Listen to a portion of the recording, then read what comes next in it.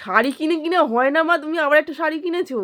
এটা আমার পছন্দ হয়েছে তাই নিয়ে নিলাম। তো এই তো দুদিন আগে শাড়ি কিনলে। কি করবো, কি আমার শাড়িটা? এটা খুব পছন্দ হয়েছে। সত্যি শাড়িটা খুব সুন্দর।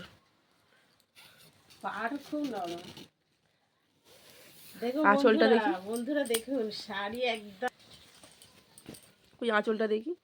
ওয়াও, আঁচলটা দারুণ দারুণ। মানে শাড়ি কিনে কিনেই ভর্তি।